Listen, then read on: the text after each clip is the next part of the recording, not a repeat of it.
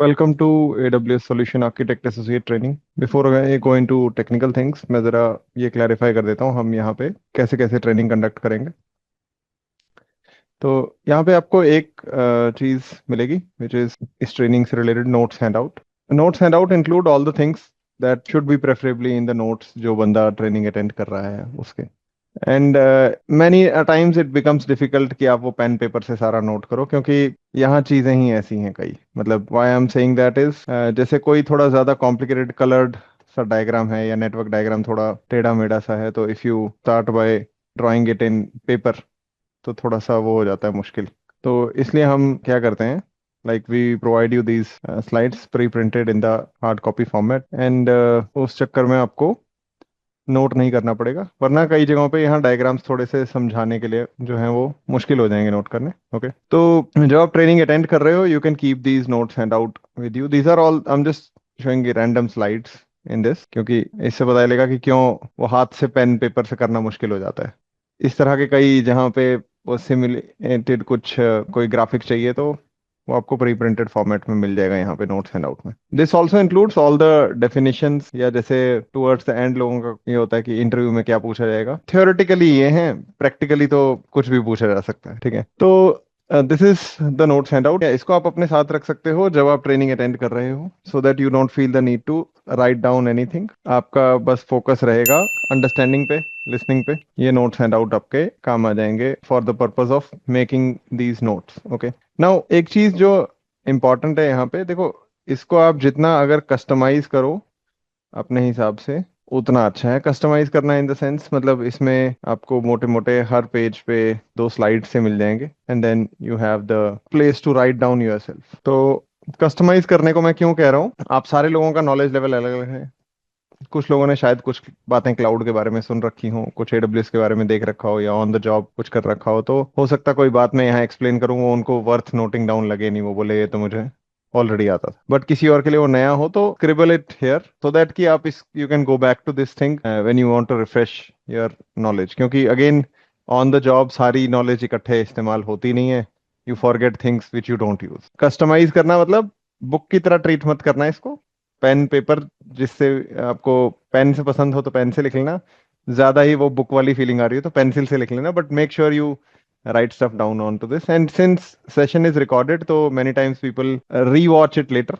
Okay, और जब वो वीडियो देख रहे होते हैं इस चीज का तो तब वो इसको कस्टमाइज करते चलते हैं। द सेकेंड थिंग इज, जो आपको एक लैब वर्कबुक यहाँ से मिलेगी। This course is very hands on. In fact generally क्या होता है टेक्नोलॉजी पढ़ाते वक्त, we discuss some things theory, and then फिर हम उसको लैब वाइज प्रैक्टिकल उसका देख रहे होते हैं।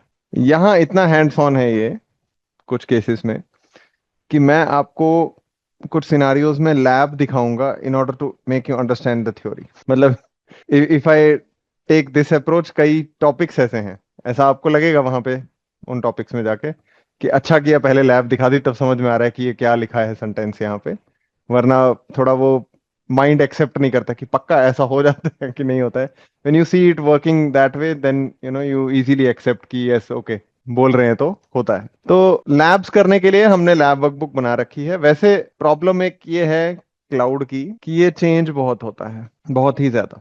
मतलब कितना ज्यादा, कई बार मैंने ऐसा भी देखा है कि मान लो मैंने जैसे आज क्लास ली, आज मैंने आपको लैब करके दिखाई, यहाँ ना ये जाना है, ये क्लिक करना है, फिर ये करना है, फिर ये करना है, और मैं भी कल आप लैब करने बैठे वो लेआउट बदल गया है, क्या वो बटन जो यहाँ था वो अब किसी और बटन के पीछे चला गया। तो चेंजेस बहुत होती हैं। बिकॉज ऑफ दैट एक टाइम तक हम लैब वर्कबुक अपडेट करते रहे, उसके बाद we gave up. Lab workbook में मोटे मोटे कोर स्टेप्स वही हैं, बट लेटेस्ट वाला हमने वैसे भी, जैसे अभी मैं आपको लैब दिखाऊंगा कोई तो वो मैं आपको अभी वाले लेआउट पे दिखाऊंगा ही, तो we ended up giving up in that sense कि बहुत हो गया, जो लेटेस्ट वाली बात होगी वो सीधी ही कर लेंगे, लैब दिखा के देख लेंगे। बट स्टिल स्टेप सिमिलर हैं, मैक्सिमम प्रैक्टिकल्स में कुछ खास चेंज नहीं हुआ है।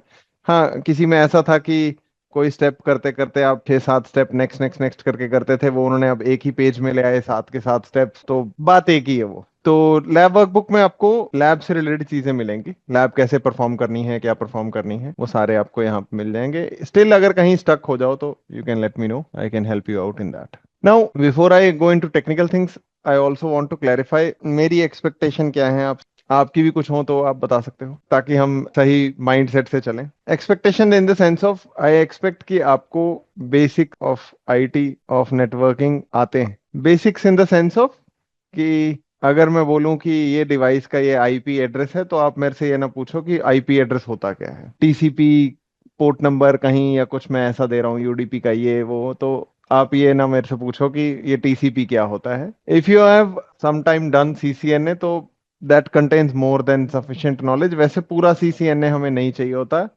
You can say around 1/4 of CCNA, वो वाला पार्ट जो नेटवर्क फंडामेंटल से रिलेटेड चीजें होती हैं, वो सब हमें चाहिए होता है। And if you know that, then हमारा काम हो जाता है। But still many times what happens is, हमारे पास लोग आते हैं जो थोड़ा नेटवर्क का नहीं देख के रखा होता है उन्होंने। तो हमने क्या किया हुआ है, एंड कई बार ये भी होता है कि यार मेरे को टॉपिक बता दो कौन से आने चाहिए।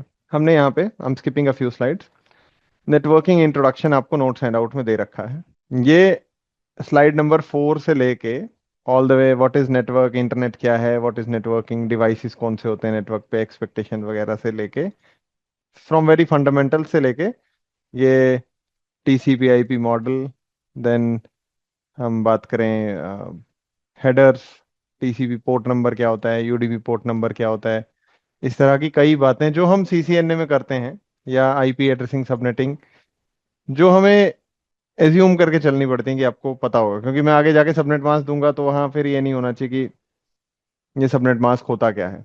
एंड लाइकवाइज एक्सेस लिस्ट, जैसे परमिट डिनाई हम करते हैं कई बार किसी ट्रैफिक को, या जैसे हम नैट करते हैं, नेटवर्क एड्रेस ट्रांसलेशन, तो ये सब पार्ट नेटवर्किंग का है। या बेसिक्स ऑफ फायरवॉल, कि फायरवॉल होती क्या है, स्टेटलेस और स्टेटफुल क्या होता है वगैरह, इस तरह की लगभग हमने स्लाइड नंबर 4 से लेके all the way slide number 160 तक का जो आपको टॉपिक्स दिखेंगे, this is kind of the, इससे पिछला वाला वो वाला सेक्शन है जो हम एज्यूम करके चल रहे हैं कि आपको आता हो।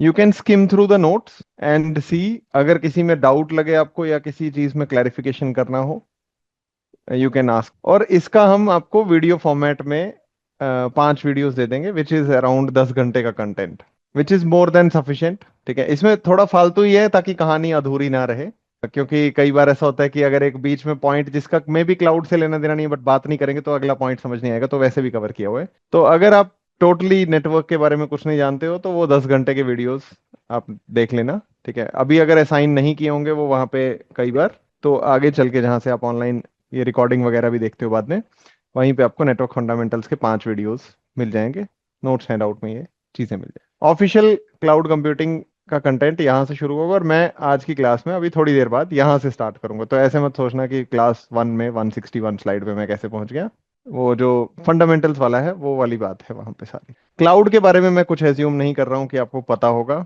व्हाट इज क्लाउड से हम बेसिक से स्टार्ट करेंगे। इनफैक्ट क्लाउड कैसे बना, थोड़ा हिस्ट्री वगैरह हिसाब से भी हम समझेंगे। तो this is what I expect कि आपको आता होगा। और ये मेरे को ऐसा नहीं चाहिए कि कल ही कल चाहिए, आगे चल के ना हम यहाँ पे एक नेटवर्किंग से रिलेटेड सर्विस देखेंगे, जिसको हम यहाँ कहते हैं वीपीसी। प्रॉक्स आप मान के चलो 4-5 क्लासेस, जैसे आज की क्लास हो गई, 4-5 क्लास इस तरह की हो जाएंगी, उसके बाद हम इस टॉपिक पे पहुंचेंगे। यहाँ आपको अगर नेटवर्किंग की नॉलेज नहीं होगी तो फिर समझना मुश्किल हो जाएगा। तो आपके पास अच्छे खासे, अगर हम आज के वीकेंड के बाद भी बात करें, तो करीब करीब 15 दिन है वो 10 घंटे का कंटेंट देखने के लिए। जरूरी नहीं है कि आपने आज ही जाके कोई बिंज वॉचिंग करनी है उसकी, कि सारा आज ही खत्म करना है, इफ इन केस देखना हो।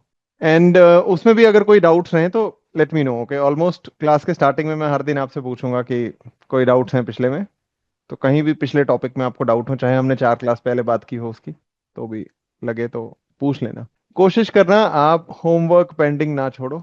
होमवर्क क्या है आपका, 3 घंटे की तो आप क्लास करोगे, इसमें मैं बातें करूंगा, मैं टॉपिक समझाऊंगा, मैं लैब करूंगा। अब आपको बेयर मिनिमम, अगर इसको ढंग से फ्रूटफुल निकालना है, if you want to get the most out of this training, तो बेयर मिनिमम आपको 3 घंटे निकालने पड़ेंगे सेल्फ स्टडी के लिए, apart from the class time I am saying, अगर आपको बढ़िया आउटपुट निकालना है तो। प्रेफरेबली बहुत बड़े बड़े लंबे चौड़े वीकेंड प्लान्स मत बनाना जब तक ये ट्रेनिंग आप कर रहे हो। मतलब दिस इज बेयर मिनिमम, क्योंकि जैसे सपोज करो आप यही लगभग, जरूरी नहीं हम एग्जैक्ट 3 घंटे करेंगे, कई बार ऐसा होगा कि 2.5 घंटे में आपकी बस हो जाएगी, तो will close it there. Okay, and feel free to let me know. ठीक है, जब आपको लगे तो ऑनलाइन वाले चैट में लिख सकते हैं कि टाइम प्लीज, विल वेट।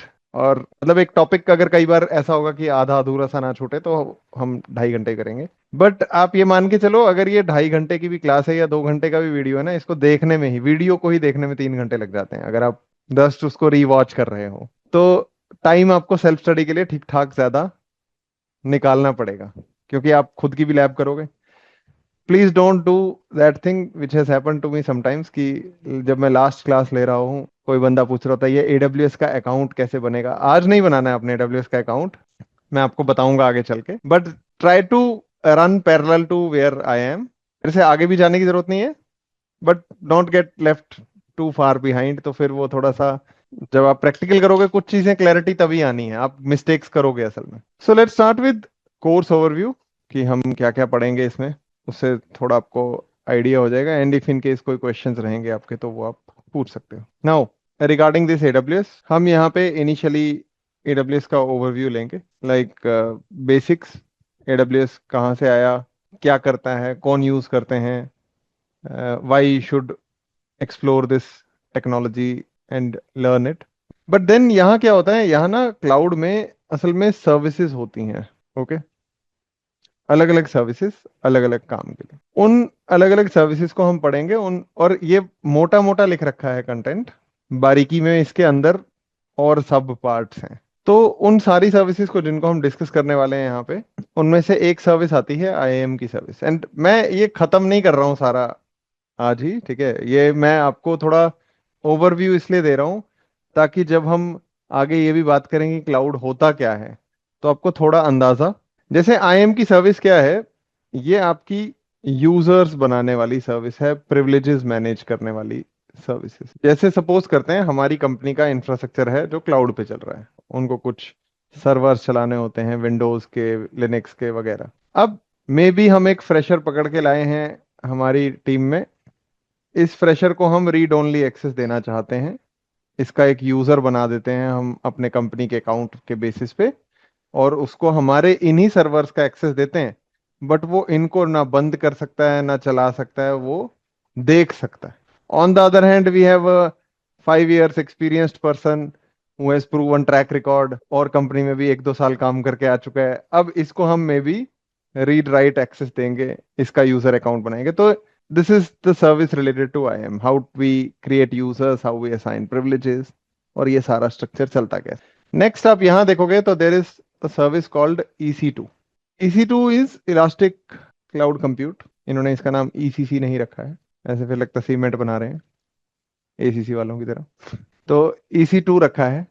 ये वो सर्विस है जिसके अंदर आप बेसिकली वर्चुअल मशीन्स चलाते हो। यहाँ पे जैसे मुझे एक विंडोज की मशीन चलानी है या मुझे एक लिनक्स की मशीन चलानी है, तो वो मशीन को कितने CPU कोर देने हैं, कितनी रैम देनी है, या जैसे मान लो मुझे चाहिए 4 सर्वर्स चलाने हैं वो, बट वो चारों एक ही लैन में चलाने हैं, तो वो कहाँ चलाने हैं, कौन से सबनेट में चलाने हैं, ये सारी चीजें हम इसमें डिफाइन करते हैं। तो ये वर्चुअल मशीन रन करने वाली सर्विस है, इन शॉर्ट, एक्सप्लेनिंग 1 1 मिनट में, ठीक है ना। इनमें से इस पे हमने पूरे 2 घंटे लगाने हैं समझने के लिए, ठीक है, तो मैं ट्रेलर भी नहीं दिखा रहा हूँ असल में आपको। इस पे तो हम अप्रोक्स 4 से 6 घंटे लगाएंगे, शायद ज्यादा ही लग जाए, 7 8 ही हो जाए, ठीक है। तो ओवरव्यू ओवरव्यू है ये, ठीक है, ऐसे नहीं कि खत्म हो गया कंटेंट यहीं पे। Then there is VPC। देखो जब तक मैं यहाँ वाली सर्विस पे नहीं आ जाता, ये VPC की सर्विस पे, तब तक उतनी ज्यादा नेटवर्किंग की नॉलेज की रिक्वायरमेंट नहीं है। बट इसकी रिक्वायरमेंट नेटवर्किंग से बहुत कोरिलेटेड है। इसमें हमने करना यही है कि क्या कर रहे हैं जी, एक सबनेट बना रहे हैं, IP रेंज, और फिर बाद में आप इसमें वर्चुअल मशीन चलाओगे कि इस IP रेंजेस में चलाओ, तभी वो डिसाइड होगा। इट्स काइंड ऑफ लाइक जैसे हम लैन बनाते हैं ना, एक लैन नेटवर्क बनाया हमने, वैसे ही यहाँ पे मैन्युअली हमने पोर्ट नहीं कनेक्ट करने हैं कहीं, but when you click something तो इंफ्रास्ट्रक्चर बैकएंड पे वैसी ही चीजें बना रहा है। तो इसमें फिर कई चीजें हो जाती हैं कि जैसे मशीन्स चलानी कहाँ है, there are multiple regions. Regions मतलब जैसे हमने मशीन को मुंबई चलाना है, हैदराबाद चलाना है, सिडनी चलाना है, ये सारी चीजें हम उस हिसाब से नेटवर्क बिल्ड करते हैं यहाँ पे। Then there is a service of S3 which is simple storage service. जैसा नाम है, हम इसको स्टोरेज के लिए यूज करते हैं, जहां हमने कुछ फाइल्स स्टोर करनी। फाइल्स क्यों स्टोर करनी होगी? जैसे ऐसे समझना कि हम अगर कोई एप्लीकेशन बना रहे हैं क्लाउड पे, जैसे सपोज स्पॉटिफाई टाइप की, ठीक है, गाने सुनने वाली एप्लीकेशन, या अमेजन म्यूजिक टाइप। अब इसमें ऑडियो की फाइल्स रहेंगी कहीं, तभी आप वो प्लेलिस्ट में टिच करोगे तो गाना स्ट्रीम होना शुरू हो जाएगा आपका। तो ये ऑडियो फाइल्स कहाँ रहती हैं? S3 में बेसिक। या इसी पॉइंट ऑफ व्यू से आप देखोगे, वीडियो है, जैसे हम नेटफ्लिक्स टाइप की एप्लीकेशन बना रहे हैं, तो कहीं तो वो वीडियो होस्ट करेंगे टीवी सीरीज के, मूवीज के, वो कहाँ रहेंगे? S3 में रहेंगे। सो वी से कि this is an object based storage. Object based storage मतलब फाइल्स हम स्टोर करेंगे, ठीक है, बट टेक्निकली वी से ऑब्जेक्ट बेस्ड स्टोरेज मतलब ये वो स्टोरेज नहीं होती कि कोई फाइल सिस्टम है, जैसे आप ड्राइव फॉर्मेट करते तो ऐसा होता है ना, उसमें NTFS है, FAT32, ऐसा कुछ वो वाला मामले नहीं, पेन ड्राइव या वो SSD जैसा नहीं है। इसमें आप ऑब्जेक्ट सीधा का सीधा स्टोर करते हो। बाकी डिटेल में जाएंगे जब जाएंगे। Then there is route 53। Route 53 आपकी DNS वाली सर्विस है। जैसे किस डोमेन पे हमने किस सर्वर पे भेजना है, इस तरह के सर्वर एंड की चीजें हम चलाते हैं, जो उससे रिलेटेड डिस्कशन है। इस पे भी अगेन हमने 4-5 घंटे लगाने हैं, तो नाम इन्होंने रूट 53 रखा है क्योंकि DNS का TCP UDP पोर्ट नंबर 53 होता है, एंड US में हाईवेज को कहते हैं इनको, तो इसको रूट 53 हम कहते हैं। Then there is auto scaling. Auto scaling is कि हम अगर ज्यादा सर्वर्स चलाना चाहें, मतलब जैसे हमारी एप्लीकेशन पे लोड ज्यादा है तो हम ज्यादा सर्वर्स चलाना चाहेंगे, जब लोड कम है तो हम कम सर्वर्स चलाना चाहेंगे, क्योंकि बिलिंग क्यों बढ़ानी, ऑटो स्केलिंग। ठीक है, ये सब एक एक मिनट की डेफिनेशन ही दे रहा हूं मैं, ठीक है। Learn cloud in under 5 minutes अगर शॉर्ट वीडियो बनाना हो क्लिक बेट वाले कि सीखने को कुछ नहीं मिलेगा real type. Then there is load balancers. Load balancers चलाते हैं हम क्योंकि हम जब बहुत सारे सर्वर्स चलाते हैं तो उनके आगे हम एक लोड बैलेंसर लगा देते हैं। जब उसको चलाते हैं उससे थोड़ा सा फॉल्ट टॉलरेंस लेती है, क्योंकि ट्रैफिक लोड बैलेंसर पे जाएगा और लोड बैलेंसर इन टर्न इसको डिस्ट्रीब्यूट करेगा आगे लोगों में। एंड अगेन है पूरा 2-3 घंटा इसका डिस्कशन, तो लुक एट दैट। डेटाबेसेस देखेंगे हम। क्लाउड फ्रंट शॉर्ट में समझाना मुश्किल काम है, ठीक है, कुछ चीजें मैं, और छोटी छोटी बहुत सारी और सर्विसेज देखेंगे, VPN देखेंगे। So these are some of the services that we will be covering. इसके अंदर बहुत सारी छोटी छोटी और चीजें हैं, ये मेजर टॉपिक्स हैं आपके। तो next I will discuss AWS में सर्टिफिकेशन और एग्जाम ऑप्शंस क्या क्या है। सो अगर हम AWS की ही वेबसाइट पे जाएं तो यहाँ आपको सर्टिफिकेशन से रिलेटेड चीज़ें मिल जाएगी। अब इन्होंने क्या किया हुआ है, इन्होंने इसको ना डोमेन वाइज डिवाइड किया हुआ है। जैसे अगर हम AWS सर्टिफिकेशन वाइज देखें तो इन्होंने एक तो फाउंडेशनल सर्टिफिकेशंस बना रखी हैं। This is for beginners, total beginners, मतलब I would say even college kids, कि उनको थोड़ा आइडिया हो क्लाउड क्या है।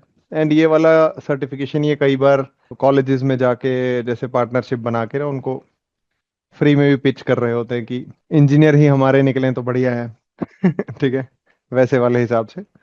तो इसमें वो फंडामेंटल्स क्लाउड प्रैक्टिशनर में, AWS क्लाउड प्रैक्टिशनर में कवर हो रहे होते हैं। एंड ज्यादातर आपको, as far as Indian market is concerned, कई बार तो कंपनीज के जॉब डिस्क्रिप्शन में इसका मेंशन नहीं मिलेगा, ठीक है। ये तो ज्यादा ही लेटेस्ट है, अभी जब से AI हर जगह हो गया, सब कोई AI कर रहा है, तो उन्होंने कहा हम भी बहती गंगा में AI का सर्टिफिकेशन निकाल देते हैं, AI प्रैक्टिशनर बना दिया। अब जो कॉमनली लोगों का स्टार्टिंग पॉइंट होता है क्लाउड की दुनिया में, वो होता है solution architect associate. Okay, these are all associate level certifications. तो जैसे सॉल्यूशन आर्किटेक्ट एसोसिएट देखोगे, this is the beginning point. बाकी अलग अलग डोमेन्स वाले लोग इसके बाद कई बार अलग चीजें करते हैं, जैसे डेवलपर वाला ये देख लेगा, मशीन लर्निंग वाला ये देख लेगा, कोई डेटा साइंटिस्ट वगैरह उस तरह की मॉडलिंग वगैरह में इन्वॉल्व है तो वो ये देखेंगे। तो ये एसोसिएट लेवल में इन्होंने अलग अलग बना रखे हैं। This is what we are looking at, AWS certified solution architect associate.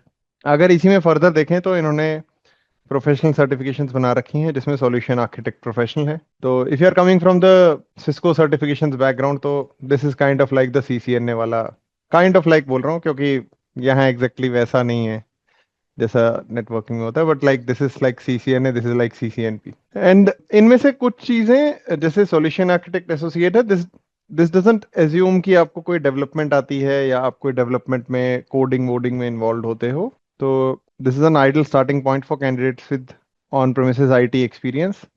इसका कोई hands on coding experience required नहीं है। ऑल्दो कुछ सर्टिफिकेट कुछ यहाँ पे सर्विसेज हैं ऐसी जो डेवलपर फोकस्ड हैं, अगर आपको पाइथन ये वो आती हो तो आप उसको टेस्टिंग और ज्यादा डीपर कर सकते हो, बट इसके लिए कोई आपको इन डेप्थ कोडिंग वाला कुछ मामला नहीं चाहिए। Then there is solution architect professional. This is what, इसमें थोड़े ना ज्यादातर वो वाली डिजाइनिंग वाली बातें ज्यादा हैं। हैंड्स ऑन सबसे ज्यादा आपको इसी में मिलेगा कि जहाँ चीजें चला चला के दिखाई हुई हैं। यहाँ बेस्ट प्रैक्टिसेस बहुत डिस्कस होती हैं। Best practices in the sense of कि जब हम ये चीज डिप्लॉय करते हैं तो हमें इन चीजों को ध्यान रखना चाहिए, इस तरीके को डिजाइन इस तरीके से बनाना चाहिए and all. Okay, so it kind of builds on top of this solution architect associate.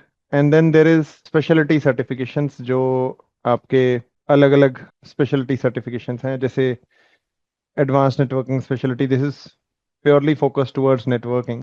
Okay, this is security specialty, this is where they are getting you involved into security related things, क्योंकि इनके भी अपने खुद के firewall हैं। बीच बीच में कुछ कुछ हिलाते रहते हैं। पहले भी कुछ और स्पेशलिटी सर्टिफिकेशन एग्जाम थे, कई बार उसकी रीब्रांडिंग होती रहती है।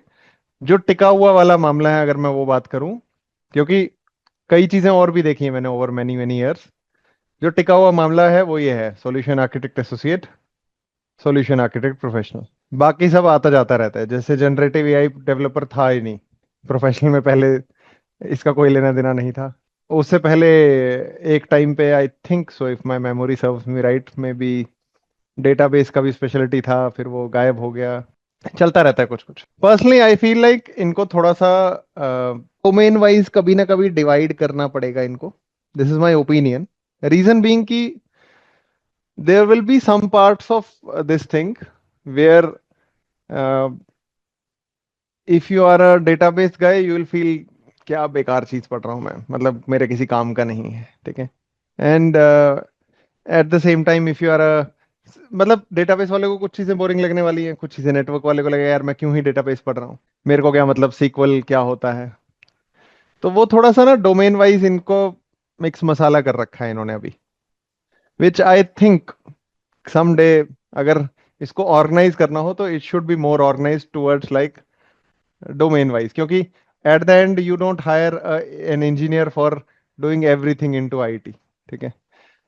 थोड़ा सा मेरे को पर्सनली इस सर्टिफिकेशन से ये शिकायत है कि ये एज्यूम करके चलते हैं कि बंदा थोड़ा लिनक्स भी जानता ही होगा। अगर हम बिल्कुल रियलिस्टिक प्रीरिक्विजिट बताए ना इसकी, जैसे मैं आपको नेटवर्किंग का तो वो ठीक है पार्ट मैंने बोल दिया, वीडियो दे देंगे, वो कंटेंट दे देंगे, बट वो एज्यूम किया जाता है यहाँ, ठीक है, कि वो आता होगा जी बंदे को। तो अगर हम इसकी बिल्कुल रियलिस्टिकली ये बोलते हैं कि it's an ideal starting point, but ideal starting point for who? For strong on premises IT experience वाला बंदा। Strong on premises IT experience means what? कि बंदे ने नेटवर्क में भी काम किया होगा, डेटाबेस में भी काम किया होगा, लिनक्स सर्वर्स पे भी किया होगा, विंडोज सर्वर्स पे भी किया होगा। ऐसा नहीं होगा ना, मतलब क्या क्या देखा होगा किसी ने। तो कुछ जगहों पे थोड़ा आपको लगेगा कि ये मेरे लिए रेलेवेंट है, कुछ जगहों पे लगेगा इरेलेवेंट है टोटली। बाकी frankly speaking the certification exams are very very easy to crack. अगर आपको सर्टिफिकेशन क्रैक करना हो तो रटना आना चाहिए। ये बड़े ही बेकार सर्टिफिकेशन एग्जाम है। 65 क्वेश्चन हैं, 130 मिनट्स हैं, और मल्टीपल चॉइस में single right answer, multiple right answer, बड़े ही सीधे सीधे होते हैं। वो कोई प्रैक्टिकल वाला नहीं है मामला। मतलब अगर आपने जैसे वो वाला एग्जाम दिया हो कोई सिस्को का, जैसे सीसीएनए का, या इवन कुछ और रेड हैट वगैरह के भी इस तरह के एग्जाम होते हैं जहाँ एग्जाम में कुछ सिनारियो बनाया हुआ होता है। जैसे सीसीएनए में कुछ डायग्राम से बने होते हैं, वहाँ टास्क लिखे होते हैं, तो आप जब इस पे क्लिक करते हो तो इसका सीएलआई खुल के आता है सामने, और आप उसमें कमांड दे रहे होते हो, कुछ कर रहे होते हैं। ऐसा कुछ भी यहाँ टास्क वाइज नहीं है। So because of that exam अगर कोई रट्टा मारता हो वो बड़े आराम से क्रैक कर जाता है। मतलब I have almost no respect for people clearing certification exams from AWS. Okay, क्योंकि है एग्जाम की, मतलब एग्जाम की क्वालिटी लो है, ऐसा मेरे को पर्सनली लगता है। एग्जाम की क्वालिटी को थोड़ा, मे बी इनको एक आध क्वेश्चन ऐसा ऐड करना चाहिए जहाँ you are getting things done. मतलब आप एक बंदे को दे रहे हो कि ये करके दिखा दो। ओके, तो थोड़ा सा वो प्रॉपर एग्जाम हो जाएगा। मतलब एक वो होता है ना स्किल सेट वाइज इंजीनियर, नहीं तो यहाँ ये उससे भी गया गुजरा है, डिग्री के एग्जाम से भी गया गुजरा एग्जाम है। बाकी एग्जाम की कॉस्ट 150 USD है। You can go for the exam in multiple languages. तो cloud practitioner, solution architect associate, cloud practitioner का ऑलमोस्ट 70-80 या मे बी 90% ही जो कवर होना है वो इसमें हो ही जाएगा आपका। तो ऐसा कुछ आपको ये करने की जरूरत नहीं है। अगर आपको एग्जाम भी देना हो, you can directly go for solution architect associate exam, तो आपको क्लाउड प्रैक्टिशनर के एग्जाम देने की रिक्वायरमेंट नहीं है। हाँ, ये देख लो, यहाँ पर ये पुराना है देखो, बिग डेटा, मशीन लर्निंग, ये स्पेशलिटी थे पहले, अब नहीं है। अब एडवांस नेटवर्किंग को भी हटा रहे हैं, बट एडवांस नेटवर्किंग आप देखोगे तो पर्सनली मैंने पढ़ा था, very strong on premises IT experience जिसके पास हो उसी के लायक था वो।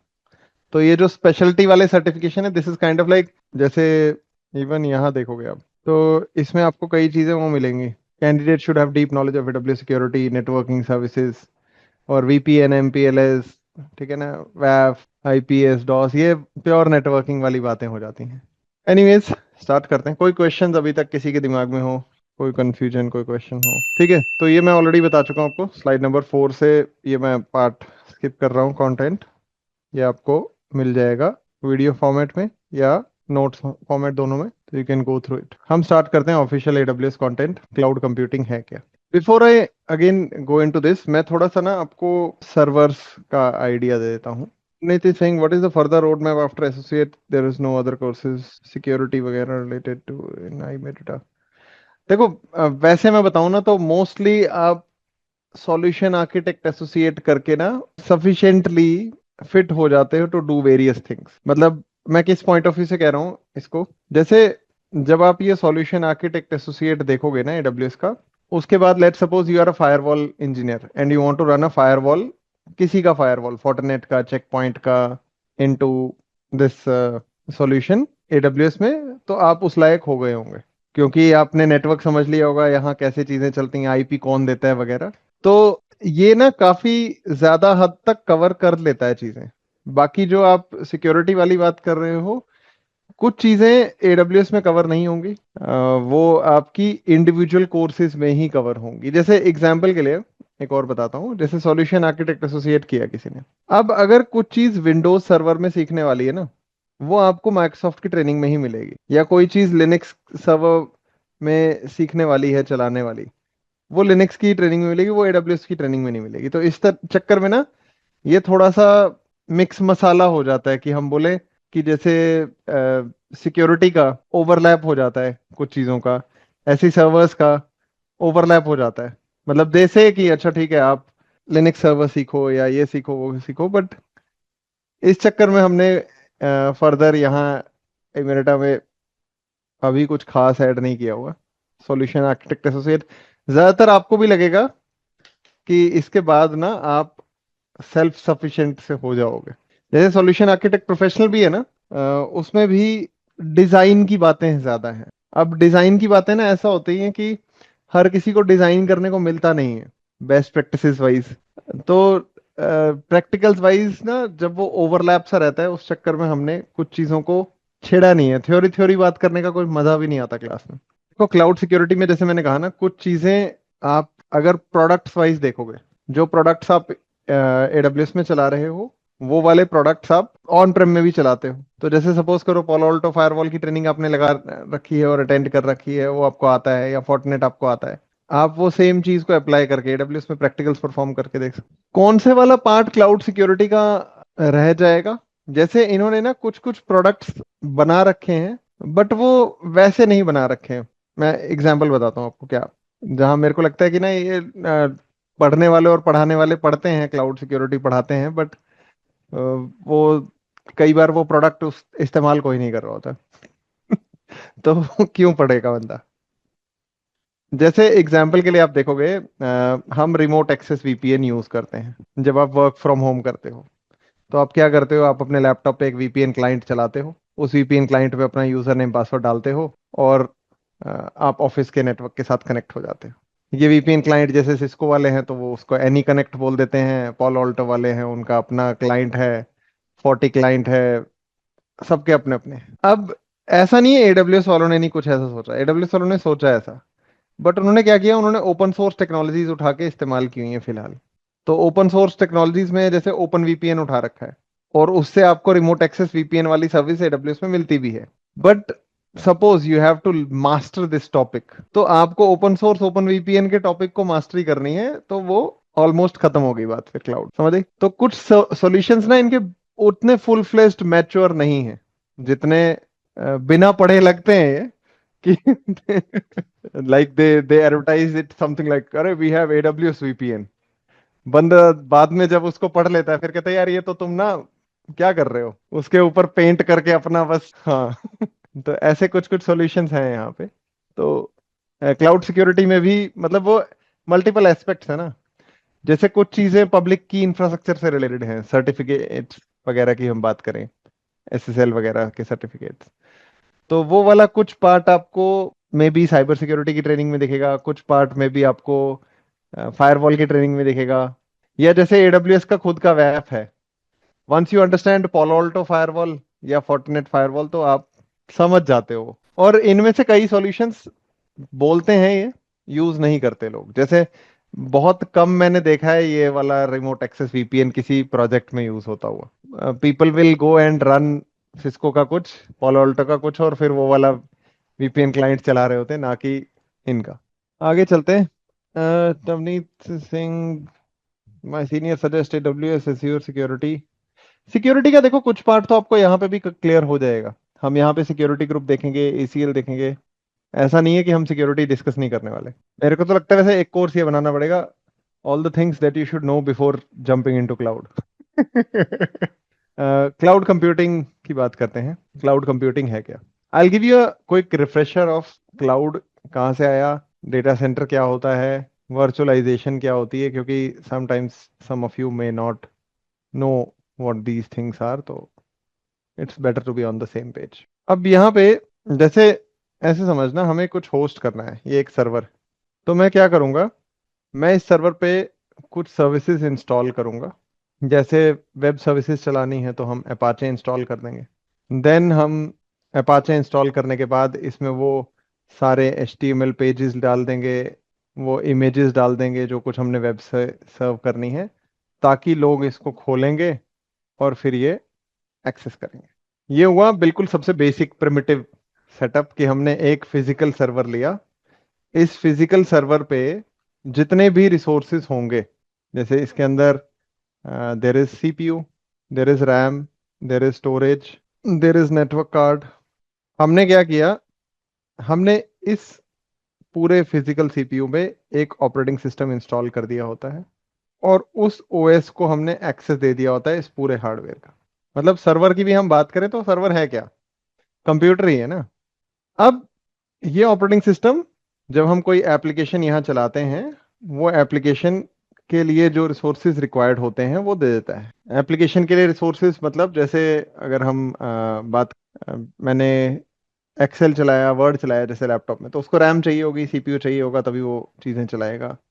ऐसे ही आपकी मान लो अपाचे की सर्विस चल रही है, तो उसको कुछ रैम सीपीयू चाहिए होगी, तभी वो लिसन करेगा रिक्वेस्ट को और सर्व करेगा।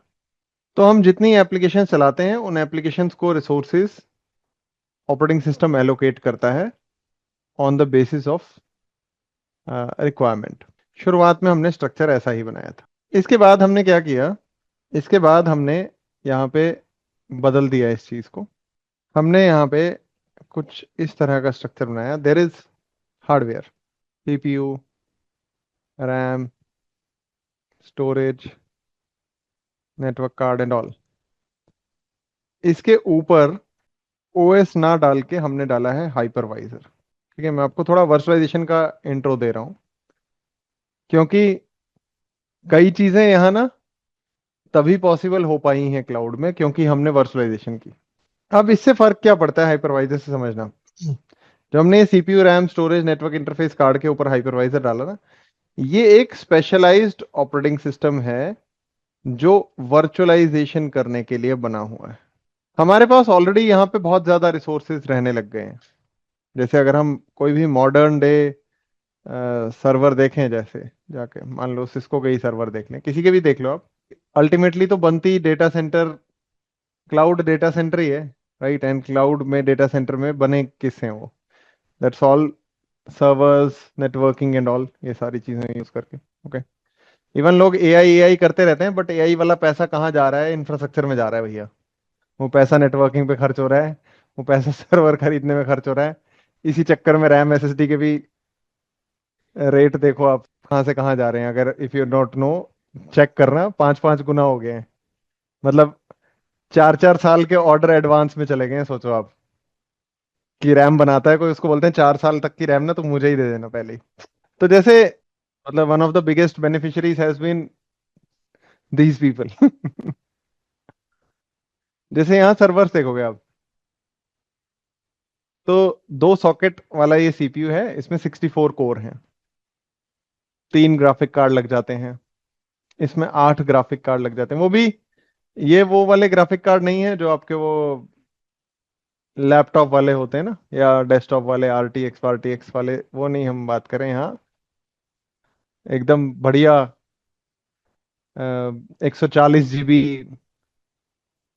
वी रैम वाले ग्राफिक कार्ड, वो भी एक नहीं, 8-8। मतलब जैसे वो 6-8 GB के ग्राफिक कार्ड लेके बड़े खुश होते हैं लोग कि अब मजा आएगा, अब तो सारी गेम चल सकती। तो these are very powerful machines.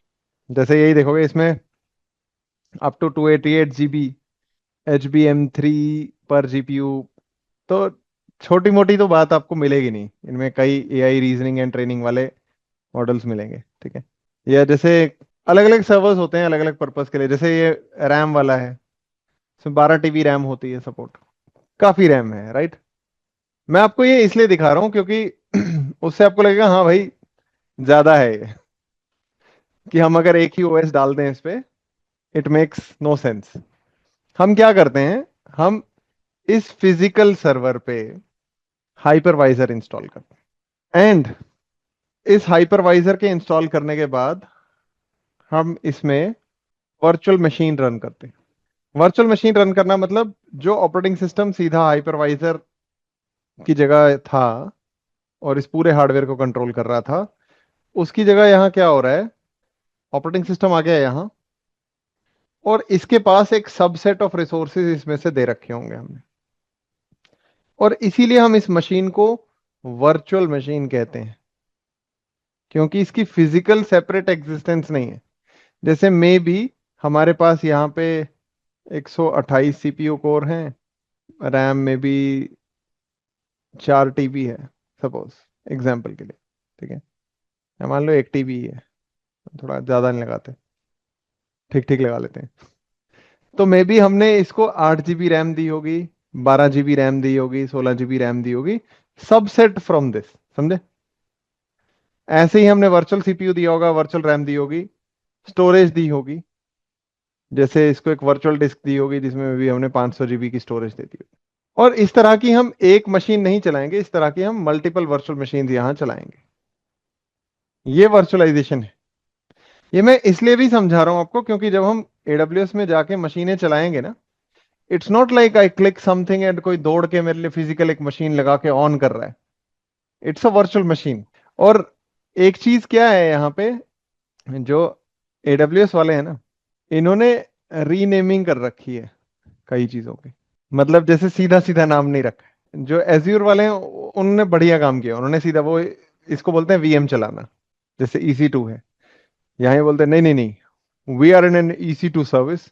EC2 में आप इंस्टेंस चला रहे हो। इंस्टेंस होती क्या, इंस्टेंस एक वीएम ही होती है, बट रीनेमिंग समझ रहे हो, मतलब बाहर से जो बंदा पढ़ा लिखा नहीं होता है उसका, तो उसको बड़ा वो ऐसे फील कराते हैं कि जैसे अरे ये तो बिल्कुल ही नया कुछ बना दिया है हमने।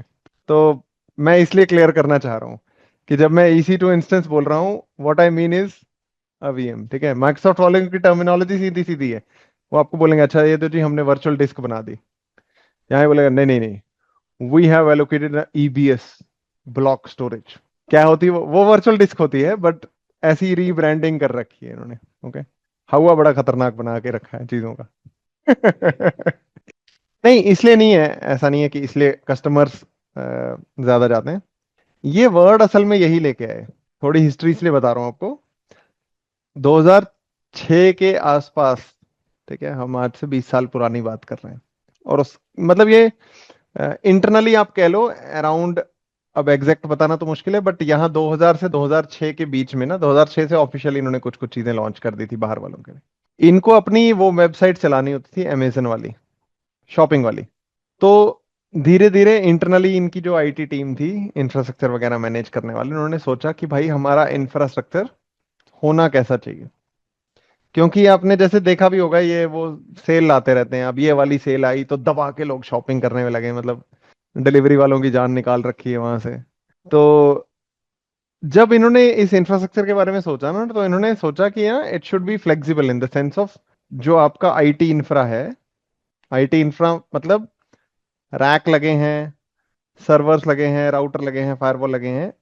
होता क्या है, अगर हम नॉर्मल सिनारियो में बात करें, there will be an infrastructure team who will deal with this infrastructure. उसमें नेटवर्क वाले लोग होंगे, उसमें सैन वाले लोग होंगे, उसमें आपके डेटाबेस वाले लोग होंगे, वर्चुअलाइजेशन वाले लोग होंगे, बहुत सारे लोग होंगे, अलग अलग चीजें संभालने वाले सर्वर्स वाले लोग होंगे।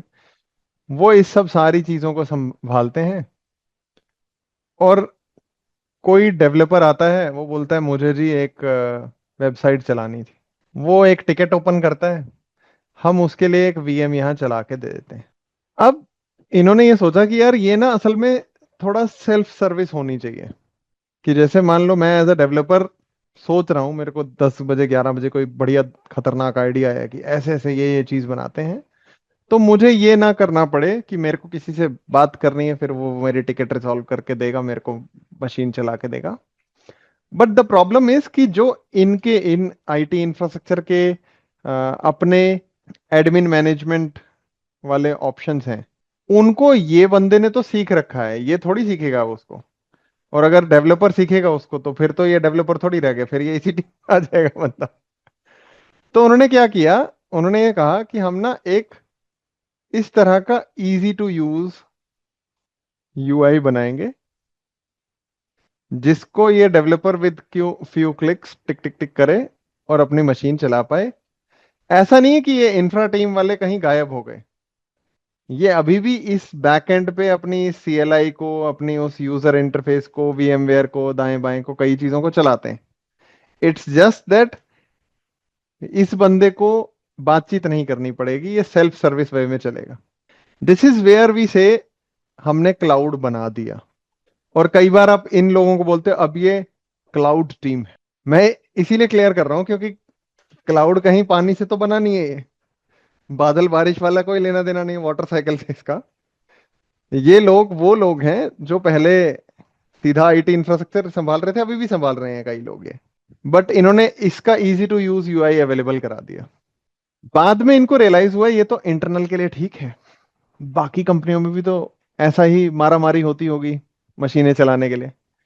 तो उन्होंने ये रोड मैप बनाया कि यार हम इसको एज अ सर्विस, 2006 के आसपास उन्होंने स्टार्ट किया कि यार हम ये एज अ सर्विस लोगों को देना शुरू करते हैं, IT infrastructure as a service. और अभी भी आप देखोगे तो देखो, वैसे में मोटे मोटे तीन प्लेयर हैं इसमें, ठीक है, Microsoft Azure, Google cloud platform, AWS. इन तीनों में स्टिल आई वुड से, जितनी मेरी समझ है, मैंने तीनों देख रखे हैं, ये सबसे इनोवेटिव है। नई नई चीजें यही लाते हैं। माइक्रोसॉफ्ट स्टार्टिंग से ही कॉपी कैट कंपनी है। वो दूसरे का देखते हैं इनोवेशन, कहते हैं चलो डेवलपर है, पैसा बहुत है, खर्चो, कॉपी मार दो।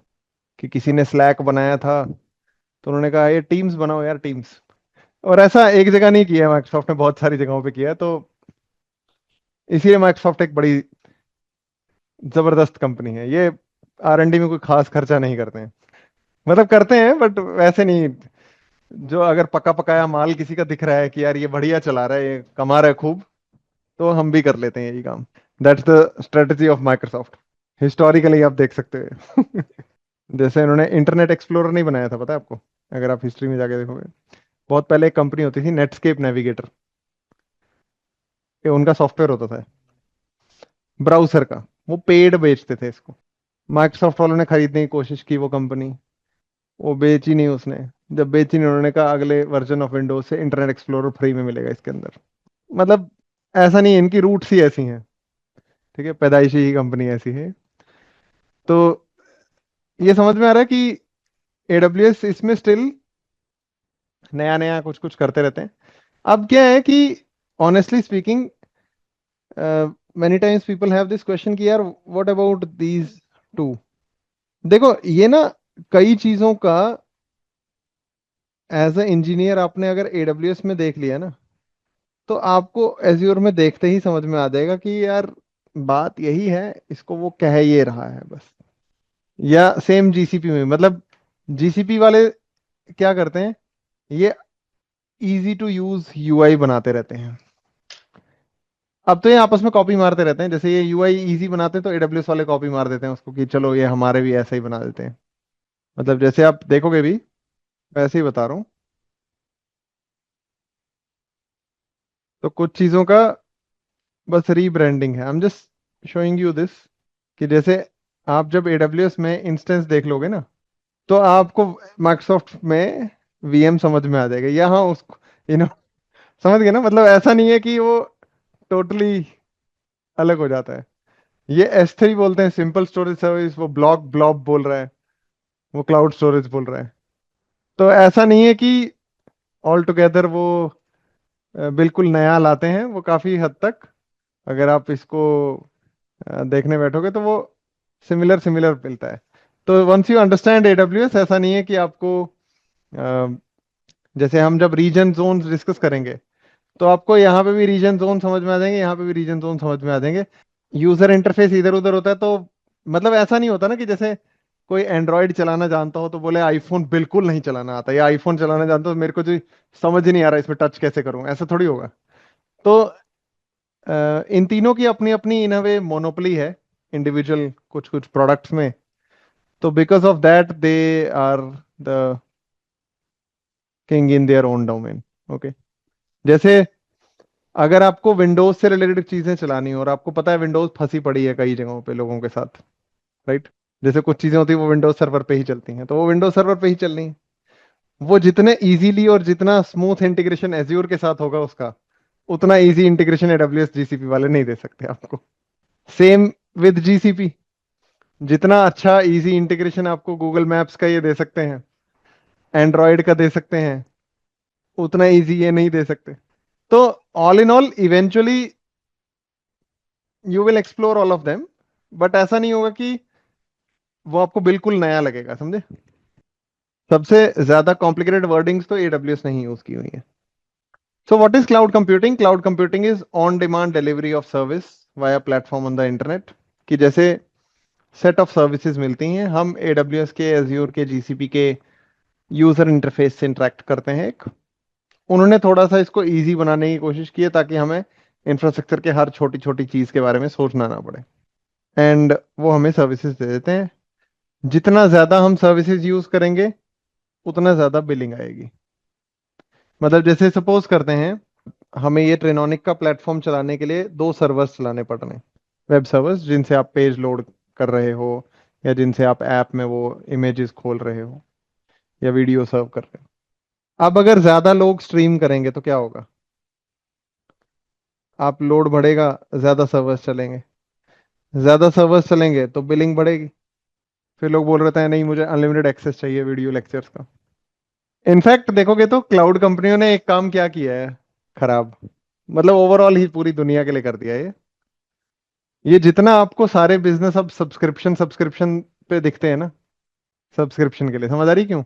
क्योंकि जैसे पहले क्या होता था, आपने एक सीडी खरीदी, अब ये आप 100 बार सुनो, 200 बार सुनो, गाने जितने मर्जी सुनो, आपकी सीडी है, you own it, own that music.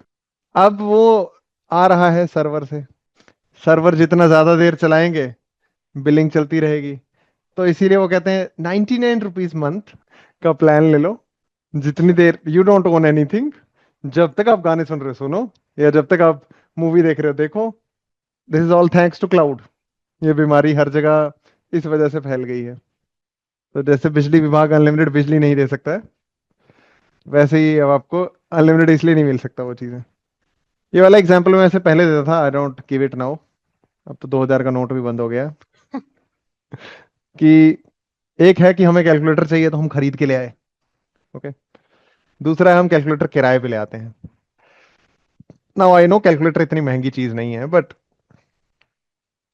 अगर आपको ओकेजनल यूज करना हो तो किराए पे लेने में बढ़िया रहता है सिस्टम, राइट। जैसे घर में कोई फंक्शन होता है तो हम कुर्सियां वो, या वो टेंट वेंट वाले से किराए पे बर्तन ले आते हैं, ओके। वही लॉजिक यहाँ पे है। यू पे द बिल, जितनी ज्यादा कुर्सियां लाएंगे जितने ज्यादा सर्वर लगाएंगे, वही वाला मामला है। Now there are few advantages to each of the approach. ठीक है, अब मैं कैलकुलेटर वाला एग्जाम्पल नहीं लूंगा, ये कैलकुलेटर के एग्जाम्पल की बात है। कई बार टेक्नोलॉजी बदल जाती है ना। तो आपने अगर सर्वर खरीदा है, ऑन प्रेमिसेस वाला मामला कुछ ऐसा है कि हम गए, हमने सर्वर खरीदा, हमने राउटर खरीदा, फायरवॉल खरीदी। आप इस पे अप फ्रंट करोगे खर्चा, या इन अदर वर्ड्स बोले तो इन्वेस्टमेंट विल बी रिक्वायर्ड। पैसा लाएंगे फंडिंग वाले से, तो वो खड़ा करेंगे ना बिजनेस, तभी सर्वर खरीदेंगे, रैक खरीदेंगे। इसकी जगह जब हम क्लाउड वाली अप्रोच यूज करते हैं, इसका फायदा क्या है? हम अपफ्रंट खर्चा नहीं कर रहे। हम मकान मालिक बनना नहीं चाहते, हम किराएदार बनना चाहते हैं। अभी हमें चाहिए ज्यादा बड़ा मकान, ज्यादा बड़ा ले लेंगे, किराया ज्यादा दे देंगे। कल को छोटा मकान चाहिए तो रेंट कम हो जाएगा। मैं ये एग्जांपल इसलिए भी ले रहा हूं, मैंने देखा है एक बहुत पॉपुलर फीलिंग जो लोगों में है, लोगों को लगता है क्लाउड ही बढ़िया है सब चीज के लिए। मैंने दोनों साइड देखी हैं। ये वैसा ही होगा जैसे लोग बोलते हैं ना, कि कुछ लोग बोलते हैं अरे रेंट पे ही हमेशा बढ़िया रहता है, घर खरीदना ही नहीं चाहिए। It depends on the situation actually. मतलब अगर कोई बंदा है शादीशुदा, बीवी बाल बच्चे वाला है, वो थोड़े स्टेबिलिटी चाहिए होगा, वो बोलेगा इसका टंटा खत्म करो, मैं खरीद लेता हूँ। और उसके लिए जब उसने रहना ही उस शहर में है अगले में भी 25 साल 30 साल, तो सेंस बनता है कि वो मकान खरीद के अपने आप का एक एंकर डाउन कर दे उस चीज को। ऐसा ही कुछ मैंने बिजनेसेस के लिए रियलाइज किया है। क्या होता है, अगर कोई चीज स्टेबल है ना, stable in the sense of, जैसे सपोज एक बैंक है, अब इन्होंने नेट बैंकिंग जैसी सर्विस आज भी देनी है, कल भी देनी है, 10 साल बाद भी दे रहे होंगे।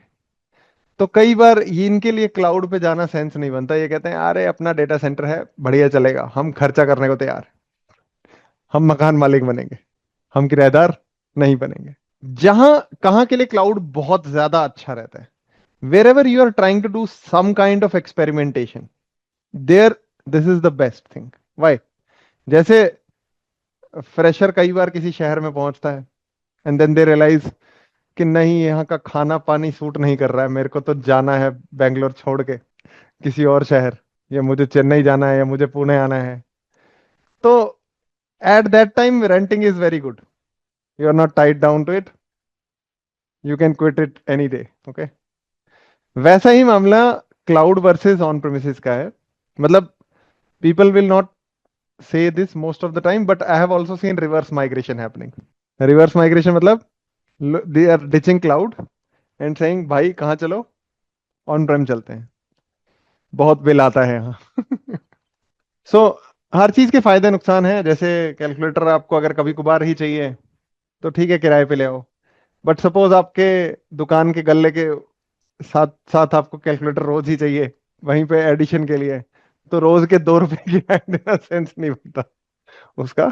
अगर चलती चलाती दुकानदारी है हमारी, तो हम कैलकुलेटर खरीद के ही ले आएंगे, वही वाली बात है। फायदा ये है क्लाउड कंप्यूटिंग अप्रोच का कि you have less capital expenditure, upfront खर्चा नहीं है ना, एंड यू पे पर यूज। जैसे अगर हम जो सर्वर चला रहे हैं, वो वाला हमारा जो सर्वर है ज्यादा चाहिए हमें, तो क्लाउड में फायदा ये है कि with in a few minutes I can expand my infra. इसी को अगर आप ऑन प्रेम वाली साइड देखोगे तो क्या करना पड़ेगा? खरीदना तो पड़ेगा। आप साथ के साथ ओवर प्रोविजन करके ही चलोगे चीजों को, पक्की बात है। मतलब अगर आपको लगता है कि अरे हमारे लिए 2 सर्वर बड़े हैं, 3 खरीद लो जी। क्योंकि जिस दिन बढ़ेगा ट्रैफिक, उस दिन आप ये नहीं कर सकते क्या कि आज ऑर्डर प्लेस करते हैं, अब वो 3 महीने बाद या 6 महीने बाद हमारा माल डिलीवर करेगा, सर्वर चलाएंगे हम। तो उस चक्कर में आप ओवर प्रोविजन करके ही चलते हो।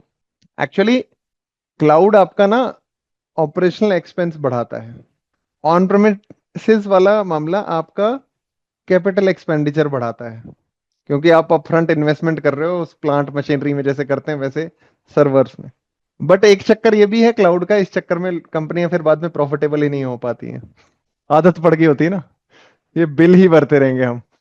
तो availability in a few minutes, मैं दिखाऊंगा, अभी मैं एक डेमो करके दिखाऊंगा, हम कुछ एक सर्वर चला के देखेंगे, यू विल अंडरस्टैंड। एंड आपको कोई कैपेसिटी को बिफोर हैंड गैस करने की जरूरत नहीं है। तो next we have to understand why AWS it's a clear leader in providing cloud services. जैसा मैंने आपको बताया कि ये लाए ही यही थे कंसेप्ट कि क्या करना है जी, क्लाउड नाम की चीज हम बना सकते हैं and as a IT services लोगों को बांट सकते हैं। And they have a breadth of service in the sense of they have a lot of different kind of services जो आपको प्रोवाइड की जा सकती हैं एडब्ल्यूएस में। जैसे मैं एग्जांपल के लिए आपको बताऊं तो कुछ सर्विसेज ऐसी भी अवेलेबल हैं जो आपकी सैटेलाइट से रिलेटेड, स्पेस और सैटेलाइट वाले, वो वाले सैटेलाइट की बात कर रहा हूं मैं। अब वो वही यूज करेगा ना जिसको कुछ उस चीज से रिलेटेड जरूरत है। समझ आ रही? मतलब there is a lot of breadth of services. या जैसे हम बोले कुछ सर्विसेज ऐसी हैं जो इमेजेस को रिकॉग्नाइज कर देती हैं। मतलब if you give an image, कई बार इमेजेस को रिकॉग्नाइज क्यों करना होता है आपने, may be you want to do some kind of filtering, या इमेज के अंदर ऑब्जेक्ट्स रिकॉग्नाइज करने हैं आपको कि इसमें बिल्डिंग है, गाड़ी है, टायर है, इंसान है, टेबल है, चेयर है वगैरह, इस तरह की चीजें भी हो जाती हैं। तो ये सारी सर्विसेज देखोगे तो हमें सारी नहीं चाहिए, चाहिए क्या? मतलब इट डिपेंड्स ऑन हम किस बिजनेस में काम कर रहे हैं। जैसे हो सकता we are in working for a company who is involve into online gaming. अब जो उनको सर्विसेज चाहिए होंगी वो मे बी किसी नॉर्मल बैंक को नहीं चाहिए होंगी। जैसे जीपीयू वाली मशीन्स भी चला सकते हो आप यहाँ पे, अब वो उसी को चाहिए कोई उस तरह की सर्विस लॉन्च करके बैठे हैं। तो देर इज सिक्योरिटी। अब सिक्योरिटी में वैसे क्लियर कर दूं, सिक्योरिटी और कुछ और चीजें भी इस तरह की shared responsibility between you and AWS. क्यों कह रहा हूं? आपने एक वीएम चलाई वहां पे, इसका यूजर नेम पासवर्ड क्या है एडब्ल्यूएस वालों ने आपको बता दिया। अब आपने इस यूजर नेम पासवर्ड को एक नोटपैड की फाइल में डाल के डेस्कटॉप पे सेव करके रख दिया, बहुत अच्छी बात की। ले गया कोई वो फाइल, तो अब एडब्ल्यूएस वाले क्या करेंगे इसमें? उनकी सिक्योरिटी में कोई कमी थोड़ी नहीं थी। तो ऐसा नहीं है कि टोटली सारा कुछ उनकी जिम्मेदारी है। हाँ, कौन सी चीज उनकी जिम्मेदारी है? जैसे आप बोलोगे जिस डिवाइस पे, जिस फिजिकल सर्वर पे ये मशीन चल रही है, एडब्ल्यूएस की रिस्पॉन्सिबिलिटी वो है कि वो आपको फिजिकल सिक्योरिटी दे। ऐसा ना हो कोई भी ऐरा गैरा बंदा उस सर्वर में ऑफ कर रहा हो, उसको ऑन कर रहा हो, कुछ और निकाल रहा हो उसमें से। तो कुछ part of security is with AWS, some part is with the customer utilising it. या जैसे ऑप्शंस उन्होंने दे रखे हैं बढ़िया सिक्योरिटी करने के लिए, that you can put restrictions, कौन सा ट्रैफिक आ सकता है, port number wise you can add rules. आपने उसको कर दिया परमिट ऑल टाइप का, तो अब उनकी गलती थोड़ी है। देर is a lot of flexibility. Flexibility की सेंस में, जैसे सपोज करते हैं हमने एक मशीन चलाई 2 सीपीयू कोर वाली विद 4 gigs ऑफ रैम। अब जब हमने 4 GB रैम के साथ ये मशीन चला दी with 2 CPU cores, we might feel कि हमें क्या करना है जी, ज्यादा बड़ी मशीन चलानी है। अब क्यों? मे बी हमारी एप्लीकेशन की तरफ ट्रैफिक आने वाला इंक्रीज हो गया है। तो we get the flexibility to increase this to more CPU and more RAM वाली मशीन। समझे? देन देर इज रिलायबिलिटी और फ्लेक्सिबिलिटी इस सेंस में भी कि आप ज्यादा उसी मशीन को एक्सपेंड कर दो। अब इनमें से कुछ चीजें सीमलेसली हो सकती हैं। सीमलेसली मतलब कि लोगों को सफर ना करना पड़े आउटेज, बट उसके लिए आर्किटेक्चर अच्छा होना चाहिए। मतलब जैसे हम बोले सर्वर हमने एक ही चलाना है, तो इसे तो बंद ही करना पड़ेगा ना। एक बार आप इसे स्टॉप करोगे, फिर इसके रिसोर्सेज बढ़ाओगे, फिर इसे स्टार्ट करोगे, तो फिर तो आउटेज आएगी। तो सोफेस्टिकेटेड सॉल्यूशंस आप कर सकते हो, जहां में भी हमने एक सर्वर की जगह क्या किया, हमने 2 या 3 सर्वर चलाए। अभी हम इन दोनों को लोगों के फेसिंग रख रहे हैं। इस वाले को उठा के 2 CPU कोर से 4 CPU कोर 8 GB रैम की तरफ ले जाते हैं। फिर हम ट्रैफिक इसकी तरफ भेजेंगे, फिर इसको करेंगे, फिर इसको करेंगे। तो इट डिपेंड्स ऑन, मतलब ऐसा जरूरी नहीं कि आउटेज होनी ही होनी है। मेनली सॉल्यूशन आर्किटेक्ट एसोसिएट आपका दिमाग इसी चीज में खोलेगा कि how we can have few refined solution, तो दैट कि ऐसा ना हो आप हर बात पे बोल रहे हो कि थोड़ा डाउन टाइम चाहिए बिना उसके नहीं होगा। बहुत सारी चीजें बिना डाउन टाइम के की जा सकती हैं। नहीं, देखो, ये आउटेज पे डिपेंड करेगा और आर्किटेक्चर पे। जैसे आइडली क्या होता है तो ये वर्चुअल डिस्क।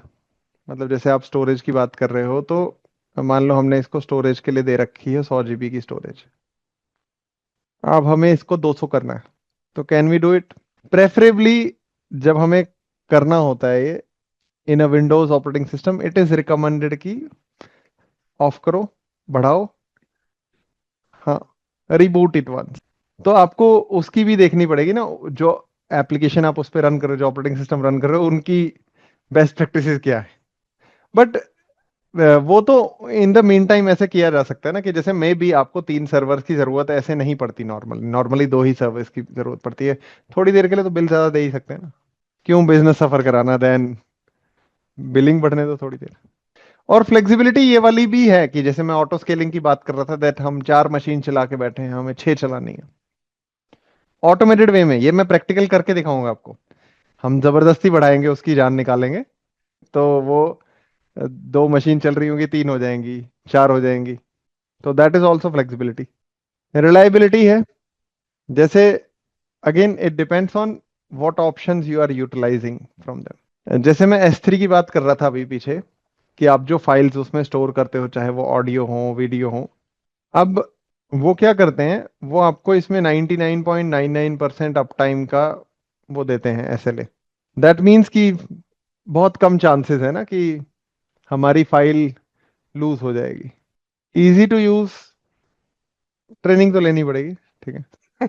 ऐसा नहीं कि प्रैक्टिकल किए बगैर ही, but you can understand now कि क्योंकि उन्होंने फोकस वैसा किया कि मिनिमाइज्ड वे में आईटी इंफ्रास्ट्रक्चर संभाला जा सके।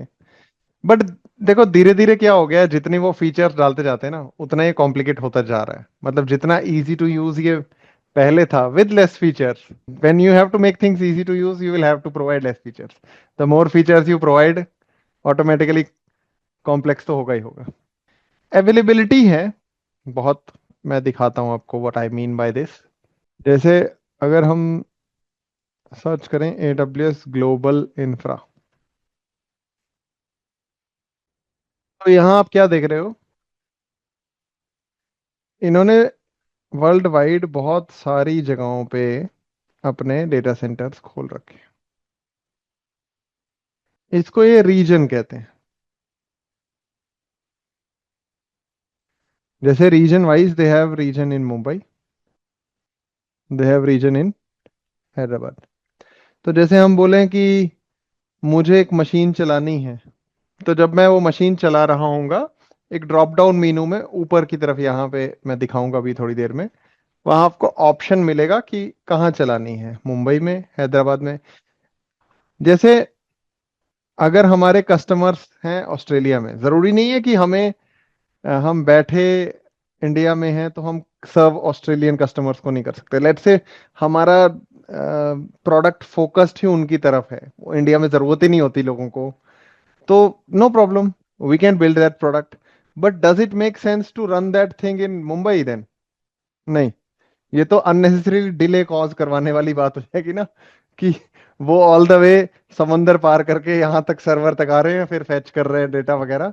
तो इट विल मेक सेंस कि इन दैट केस हम क्या करें, सिडनी या मेलबर्न वाले रीजन को यूज करें। तो ऐसे ही इन्होंने बहुत सारे अलग अलग ये रीजन्स बना रखे हैं। ठीक है, अंटार्कटिका में नहीं है अभी कुछ, कोई पता नहीं, वहां भी बना ही देंगे वो। और देखो इसमें भी मैं बताता हूँ, जो ये रिलायबिलिटी वाली बात है ना, कुछ चीजें उनके हाथ में नहीं होती।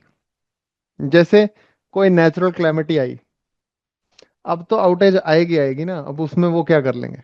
या जैसे पीछे ये ईरान वाला मामला हुआ ना, तो ईरान वालों ने क्या किया, इधर है ही ये बहरीन, यूएई वाला, दुबई वाला, ठोके मिसाइल इधर भी।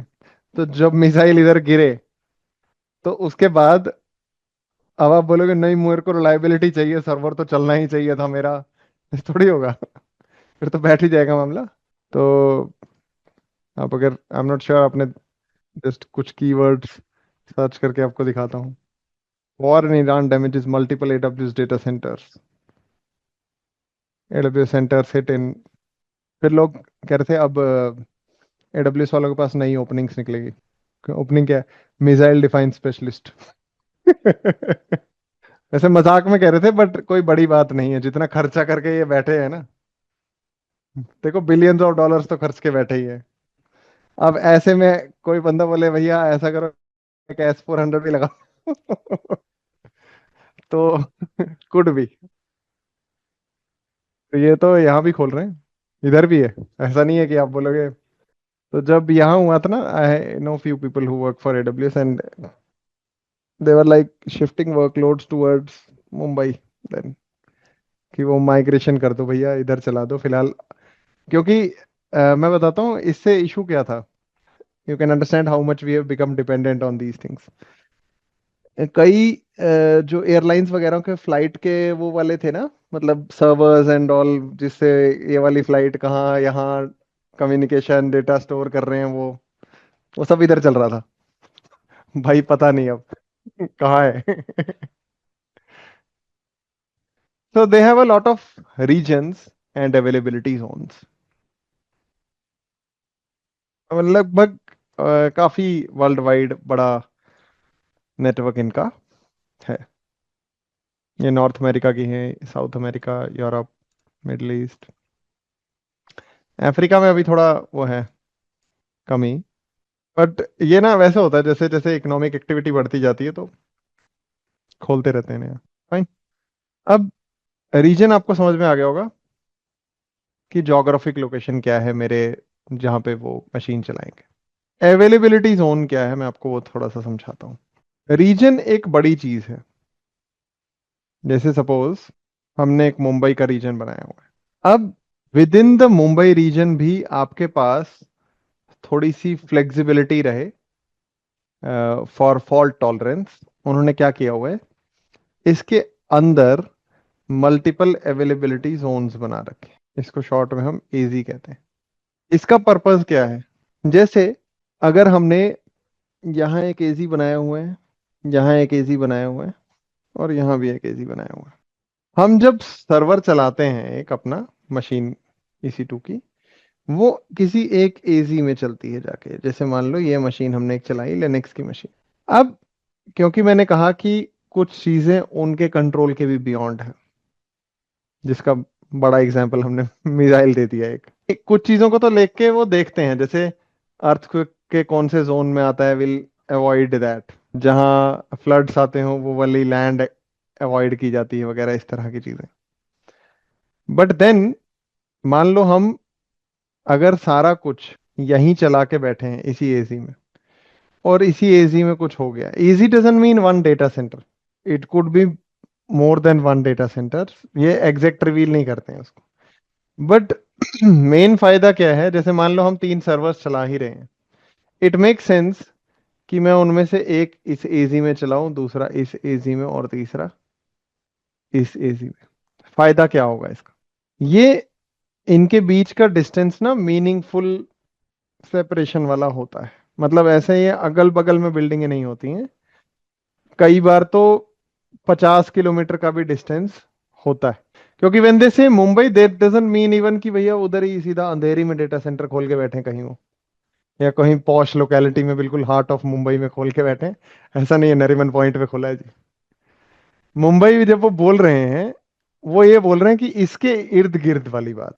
वो हो सकता थोड़ा पुणे और मुंबई के बीच में हो गया वो एरिया। तो उस पॉइंट ऑफ व्यू से ये ठीक ठाक डिस्टेंस, मतलब यू कैन से इन अ वे 3 अलग अलग कोनों में मुंबई के बना के रख देंगे वो ये, ताकि अगर मान लो इधर फ्लड आए भी तो इधर ना आए। ये क्यों कंसेप्ट बना रखा है, ये आपको फॉल्ट टॉलरेंट डिजाइन बनाने का ऑप्शन दिया हुआ है। कि जैसे मैं अगर 3 मशीन चला रहा हूं, मुझे तीनों एक ही एजी में नहीं चलानी चाहिए, उनको स्प्रेड करना चाहिए अपने रिस्क को अक्रॉस मल्टीपल एजीज। और इसीलिए solution architect associate kind of important हो जाता है। मतलब क्योंकि ये आर्किटेक्चर और डिजाइन की बात हुई ना, कि यार ये चीज यहां चलाएंगे, ये चीज यहां नहीं चलाएंगे। Fine. Then there is scalability. You can scale things up, scale things down as and when required. Storage जैसे S3 में आपको मिल रही है, you are practically getting unlimited storage. अब असली में अनलिमिटेड नहीं होगी, there will be limit, but आपको उसको एक्सपेंशन की चिंता नहीं करनी पड़ रही है, तो that is being taken care by. बहुत तगड़ी तगड़ी मशीन्स अवेलेबल हैं आपके पास। मैं इनफैक्ट एक बार लॉग इन करके आपको दिखाता ही हूँ जरा ऑप्शन क्या क्या है। अभी आप चिंता मत करना, आपने AWS का कोई अकाउंट नहीं बनाना है। मैं ये सिर्फ और सिर्फ इसलिए दिखा रहा हूँ ताकि जब मैं रीजन वगैरह दिखाऊं तो आपको थोड़ा आइडिया हो। आज हमने कोई खास चीज करनी नहीं है यहाँ पे प्रैक्टिकल अभी। कल भी आपको अकाउंट साइन अप करने की जरूरत नहीं है। तो when you log in to AWS, this is what you will be able to see. जैसे यहाँ पे आपको ये रीजन्स दिख रहे हैं ना, अलग अलग रीजन। तो जैसे अगर मैं यहाँ मुंबई सिलेक्ट कर रहा हूँ, पेज सेम दिखेगा आपको ये। बट अब मैं जैसे मान लो यहाँ सर्विसेज में EC2 की सर्विस में जाऊं, तो जब मैं यहाँ मशीन चलाऊंगा, कहाँ चलेगी? मुंबई में। देखो, एक चीज क्या है, आपको ना यहाँ लेआउट सेम दिखता है, but if you pay close attention to the domain, यहाँ पे अलग है मामला। पर लिखा हुआ है AP South 1 .console.aws.amazon.com। जैसे अगर मैं इसी को नॉर्थ वर्जीनिया कर दूं, तो यहाँ लिखा आ रहा है US East 1 .console. तो ये इसकी शक्ल पे मत जाना। शक्ल पे जाओगे आप बोलोगे सब एक ही है। तो जैसे हैदराबाद कर रहे हैं, इन सब के आप देखोगे, इन्होंने apart from the geographic things, they have given them name like this: US East 1, US East 2, US West। तो AP South 1 is Mumbai, AP South 2 is Hyderabad. अब खैर, मैं आपको यहाँ क्या बता रहा था, you really get a lot of high performance options. Now you might say सबसे तगड़ी मशीन में कितनी चला सकता हूँ? काफी तगड़ी मशीन है। जैसे अभी आप इसकी चिंता मत करना मैं कैसे कर रहा हूँ, आई एक्सप्लेन दैट। मैं बस ये बेसिक्स ऑफ क्लाउड वाइज इसलिए कवर करना चाहता हूँ तो कि आपको भरोसा भी रहे कि हाँ सच में भाई ऑप्शन तो हैं, ऐसा नहीं है कि रीजन होता नहीं है। और थोड़ा फेमिलियरिटी हो जाएगी कंसोल से। जब हम मशीन चलाते हैं ना, तो हम ये बताते हैं कि हम उसको कितने रिसोर्सेज देना चाहते हैं, कितने CPU कोर, कितने रैम। जैसे अगर हम इस पे क्लिक करें, थोड़ा टाइम लग रहा है, but it will open up all the options, कितने CPU कोर, कितने रैम वाले ऑप्शंस हमारे पास हैं, कितने। तो जैसे हम बोले, अगर मैं ये सिलेक्ट कर रहा हूँ मान लो यहाँ पे, तो ये 16 CPU core with 30 gigs of RAM चलाएगा मशीन। यहाँ देखें तो ये 36 CPU core with 60 gigs of RAM चलाएगा। दिखाता हूँ आपको तगड़ी से तगड़ी मशीन कितनी है। आप ऐसी मशीन भी चला सकते हो 896 CPU कोर और 32 TB रैम। तो अगर आपने डिसाइड कर लिया हो कि मुझे सब घर बार बेच के सब सारी जमीन जायदाद AWS वालों को देनी है, ओके इसकी ऑब्वियसली आर्ली कॉस्ट ठीक ठाक है। तो आप बोलोगे बस मैंने वो फिर फ्लैट फ्लैट सब बेच पूछ के मैंने कहा AWS चलाते हैं। तो हाई परफॉर्मेंस है, ठीक है ना, मान लिया ना। और ऐसी मशीन भी हैं जिसमें जीपीयू चलता है, क्योंकि कई बार आपको जैसे जनरेटिव एआई मॉडल ट्रेन करना है तो फिर आपको जीपीयू वाली मशीन चाहिए। Then there is hybrid capabilities. आप ऑन प्रेमिसेस प्लस क्लाउड का मिक्सचर डिप्लॉय कर सकते हो। जैसे हम देखेंगे नहीं ये वाले कुछ options, but if required we can do that. जैसे सपोज ये हमारे पास एक ऑफिस है, ये दूसरा ऑफिस है, जोग्राफिकली दूर दूर हो, तो आप क्या करते हो? आप यहाँ पे बीच में एक इंटरनेट सर्विस प्रोवाइडर डालोगे, राइट? एंड उस इंटरनेट सर्विस प्रोवाइडर के साथ आप यहाँ पे इन दो साइट्स के बीच में एक वीपीएन कनेक्शन बना सकते हो, site to site VPN connection, ताकि यहाँ वाले लोग इस चीज़ को एक्सेस कर सकें। तो जैसा ये दो ब्रांचेस में किया जा सकता है with user provider, same can also be done with AWS. कि आप इसमें से एक साइड एडब्ल्यूएस मान लो कि आपकी वो ब्रांच जैसा ही है। तो हाइब्रिड में ऑप्शंस हैं सपोर्टेड। आप बोलोगे कि कोई ऑप्शन जो ऑन प्रेम में है बट यहाँ है नहीं है, है option. You also have automated multi reason backups. जैसे हम चाहते हैं कि मे बी हमने डेटा स्टोर किया हुआ है कहाँ, बट हम चाहते हैं कि जब जब हम यहाँ पे डेटा स्टोर करें तो इसकी एक एक कॉपी हैदराबाद में बनती जाए, जस्ट इन केस हैदराबाद सफर नहीं करेगा ना, अगर मुंबई में कुछ होता है तो। ओके, सपोज बाढ़ आ गई तो कोई बात नहीं, हैदराबाद में भी हमारी, मतलब वैसे तो डेटा लूज नहीं होना चाहिए बट अवेलेबिलिटी भी होनी चाहिए ना। कई बार आपको डेटा अभी चाहिए, नहीं मिल रहा, तो क्या करोगे? पे एज यू गो, ये वर्ड आप बहुत सुनोगे क्लाउड में। मीन्स बिल आएगा, ठीक है, किराएदारी वाला मामला है।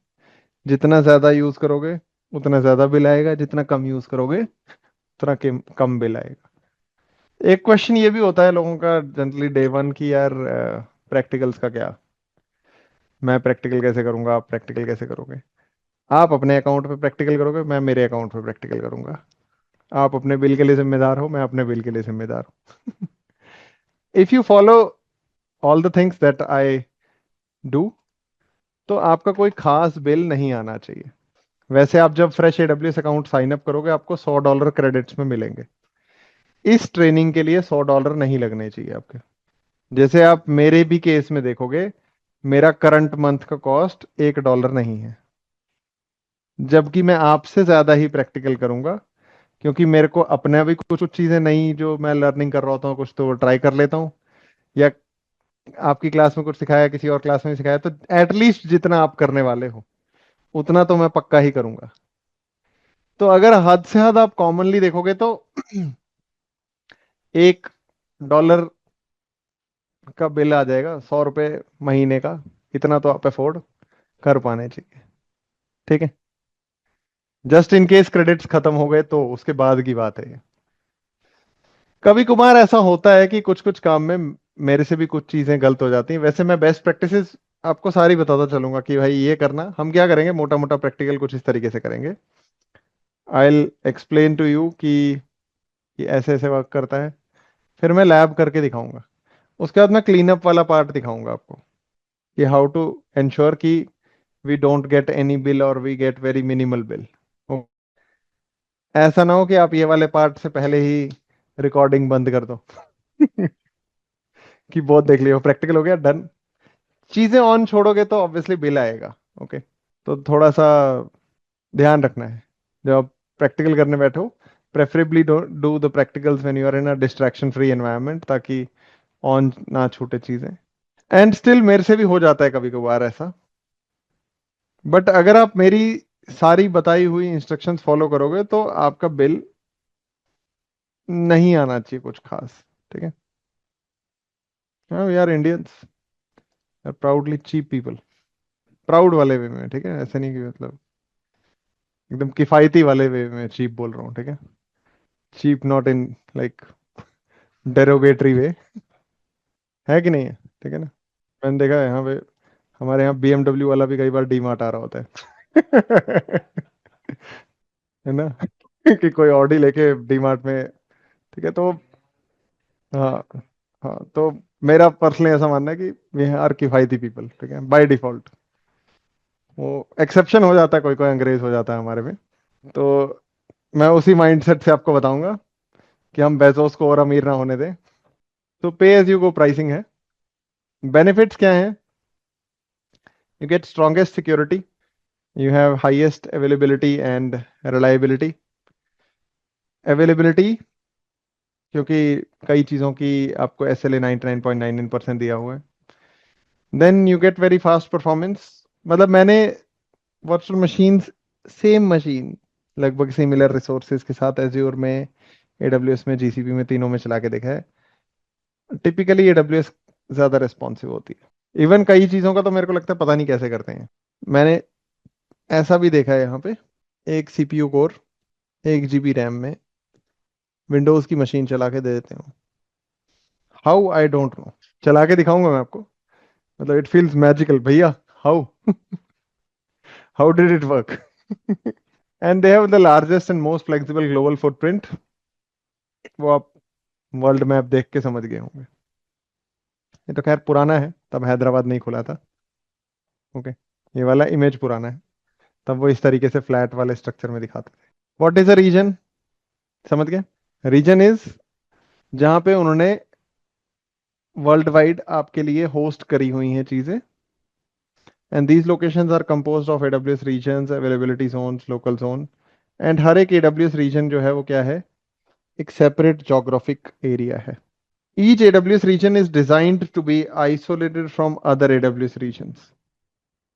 मतलब अगर मुंबई में कुछ होगा तो उसका इम्पैक्ट हैदराबाद पे हो, ऐसा चांसेस ना के बराबर है। This design achieves the greatest possible fault tolerance and stability. क्योंकि अगर मान लो हम ट्रूली एक मल्टीनेशनल कस्टमर बेस को सर्व करते हैं, तो हम क्या एक ही रीजन वाले होंगे? नहीं, हम मल्टी रीजन वाले होंगे। Now question comes, what should be the reason to select a region? किन फैक्टर्स को कंसिडर करना है हमने रीजन के सिलेक्शन के वक्त? उसमें दो तीन चीजें हैं जिनका ध्यान आपको रखना है। पहली चीज है कि आपका एंड यूजर कहाँ है। अगर ए और बी जोग्राफिकली ही ज्यादा दूर हैं, तो यहाँ पे कुछ डिले तो रहेगा रहेगा, उसको आप कुछ नहीं कर सकते। जैसे मान लो ए US में है, बी इंडिया में है, एक सर्टन डिले है, उसमें आप जैसे मर्जी हाथ पैर मार लो। अब ये भी US में है और ये भी US में है, तो डिले सिग्निफिकेंटली लेसर होगा, क्योंकि there will be lesser number of ISPs that you will have to cross through to reach that. Okay, तो एंड यूजर की लोकेशन या बोल लो आप डिले, उसके हिसाब से हम डिसाइड करेंगे कि हमारा रीजन कौन सा रहेगा। The second reason region selection का रहता है, वो है अवेलेबिलिटी ऑफ सर्विस। जैसे जो इनका नॉर्थ वर्जीनिया वाला रीजन है ना US में, ये ओल्डेस्ट है, यही सबसे आउटेज होती है, ढंग से बदनाम है आउटेज के लिए। आप अगर किसी दिन न्यूज में सुनो कि AWS में आउटेज हुई, तो नॉर्थ वर्जीनिया में पक्का हुई होगी, बाकी कहीं हुई हो नहीं हुई हो। तो आई टेल पीपल, इधर बस एक्सपेरिमेंट करो आप, चीजें मत चलाओ। क्योंकि मुझे लगता है AWS वाले भी टेस्ट बेड की तरह इसी को लेके चलते हैं। अब इससे फर्क क्या पड़ता है? कई बार वो नई कोई सर्विस लॉन्च कर रहे हैं, जैसे एग्जांपल के लिए वो मैक इंस्टेंसेस जब लाए, मैक बुक जैसे आप चलाते हो वैसे ही मैक OS के जो डब्बे आते हैं, आई डोंट नो क्या कहते हैं उसको, मैक मिनीज और वो सब, ठीक है, वो इन्होंने लगा दिए थे कि अगर आप iOS डेवलपमेंट कर रहे हो, एप्लीकेशन डेवलपमेंट कर रहे हो उसी से रिलेटेड, मैक से रिलेटेड, तो आप उनको यूज करो। अब वो मैक वाले फिजिकल डब्बे लाके इन्होंने चलाए कहाँ? नॉर्थ वर्जीनिया में। अब मान लो हम, हमारी कंपनी की रिक्वायरमेंट है कुछ वैसी कि हमें वो डब्बे चाहिए होते हैं, और वो नहीं है मुंबई में अवेलेबल, तो बढ़िया है हम नॉर्थ वर्जीनिया ही चलाएंगे फिर, rather देन की having no access to the machines. The third region एक रीजन को सिलेक्ट करने का है कॉस्ट। कई बार because of the taxes implications and एक वो होता है ना, इंटरनल कंट्री का भी कॉस्ट के डिफरेंसेस आ जाते हैं। तो हो सकता है ऐसा, जैसे मुंबई हैदराबाद में तो आपको नहीं मिलेगा अब डिफरेंस। क्यों नहीं मिलेगा? कंट्री नहीं, अब जीएसटी है ना।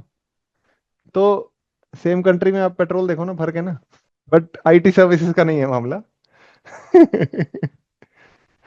तो इवन ये बाकी जगहों पे भी है, जैसे कई बार ऐसा नहीं होता कि with in even same country ये सेम टैक्स स्ट्रक्चर हो। अब सपोज करो कोई चीज है जिसकी कॉस्ट है $0.02, यहाँ suppose I am just saying, और इधर है 0.03।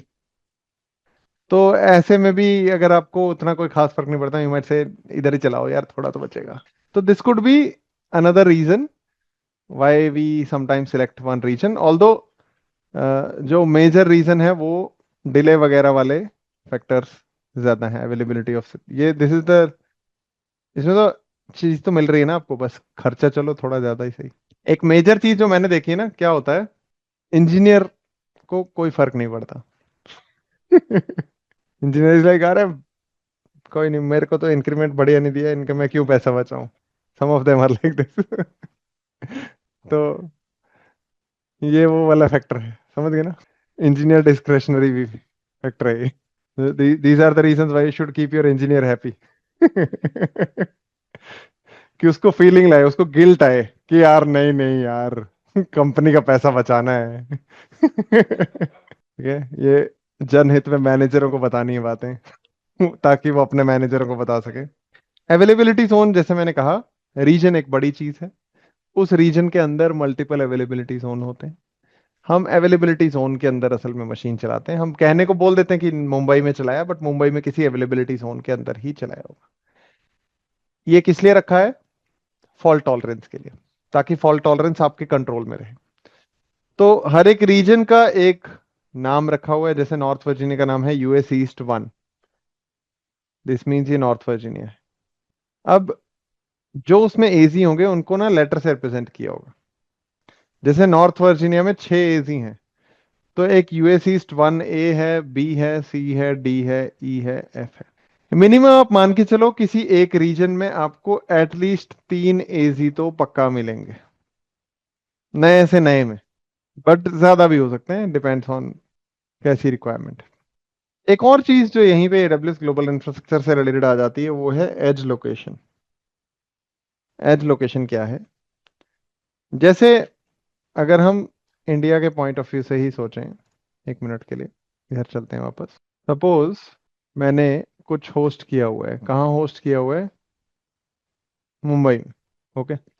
अब महाराष्ट्र साइड से कोई बंदा वो वीडियो या जो भी चीज हमने होस्ट की हुई है उसको स्ट्रीम कर रहा है, फैच कर, वर्सेस कोई बंदा दिल्ली से इसी चीज को कर रहा है। ज्यादा फास्टर किसके लिए रहेगी? क्योंकि महाराष्ट्र वाला पास है, laser number of ISP cross करके यहाँ पहुंच रहा होगा। अब या जैसे मान लो इधर वाली साइड से कोई आता है, नॉर्थ ईस्ट वाली साइड से, इन्होंने क्या किया हुआ है इसी चक्कर में यहाँ पे रीजन्स तो बनाए हैं, उसके साथ साथ एज लोकेशंस भी बनाई। जैसे अगर हम, मैं इंडिया वाले कंटेक्स्ट में इसलिए बता रहा हूँ क्योंकि फिर मेरे को आपको ज्योग्राफी नहीं पढ़ानी पड़ेगी। जब मैं दिल्ली बोलता हूँ तो आप दिल्ली को यहाँ तो नहीं ढूंढ रहा होगा ना। ये कोलकाता बोलूंगा तो आप कोलकाता यहीं ढूंढोगे ना। ऐसा ना हो कोलकाता यहाँ कोई ढूंढ रहा हो। तो एज लोकेशन में उस हिसाब से दिखा रहा हूँ आपको। जैसे देखोगे cloud in Asia Pacific has 41 availability zone with 30 regional regions. तो जैसे देखोगे बैंगलोर एज लोकेशन है, then there is Chennai as location है। ऑलमोस्ट बड़ी सिटीज आपको मिलेंगी। कोलकाता है, okay, Mumbai, fine, Pune, almost Bharat के कोना कोना कवर किया हुआ है इन्होंने। इसका फायदा क्या होता है? जैसे यूजर ने कोई चीज एक्सेस करनी है जो यहाँ है, इसको हम कहते हैं ओरिजिन। अब अगर ये ओरिजिन ठीक ठाक दूर है, तो हम क्या करते हैं, हम एज लोकेशन पे इसकी कैश्ड कॉपी सेव करेंगे।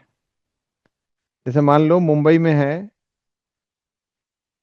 ओरिजिन, आपने एक वीडियो खोलने की कोशिश की, अगर वो वीडियो यहीं कैश्ड पड़ा है तो ये ओरिजिन पे नहीं जाएगा, ये वीडियो यहीं रहेगा, ये इस एज लोकेशन पे जाएगा और वहां से कैश्ड कंटेंट स्ट्रीम होना शुरू हो जाएगा। ये ऑल द वे ओरिजिन तक गया ही नहीं।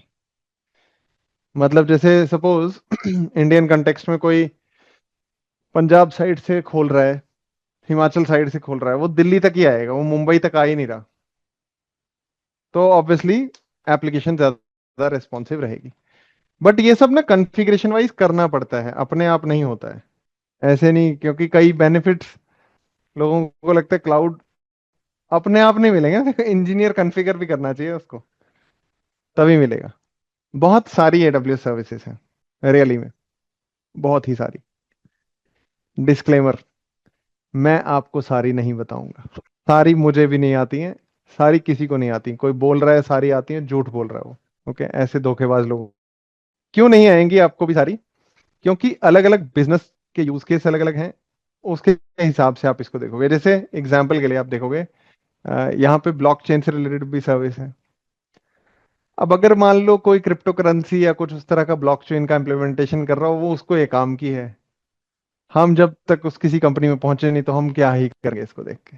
या जैसे सपोज करते हैं, आप यहाँ पे देखोगे, आपके पास ये रिसोर्सेज हैं जैसे डेटाबेस के। अब अगर आप डेटाबेस से रिलेटेड काम करते हो तो आप इन सर्विसेज को देखोगे, वरना स्किप हो जाएगा। ओके। या जैसे गेम डेवलपमेंट से रिलेटेड आपका इन्वॉल्वमेंट रहता है, तो you might look at game lift servers and all. Clear हो रही बात? या जैसे सैटेलाइट वाली दिखा रहा था मैं, टू कम्युनिकेट विद सैटेलाइट्स।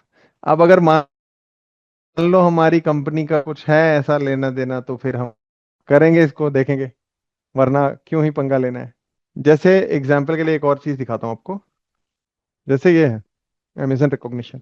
अब ये कब यूज होती है? अगर आपको एआई, एआई तो नहीं बट मतलब इन इमेजेस एनालाइज करनी हो। जैसे आपको ये इमेज एनालाइज करके बता रहा है कि इसमें ये इंसान है, स्केटबोर्ड है, यहाँ गाड़ी है, व्हील है।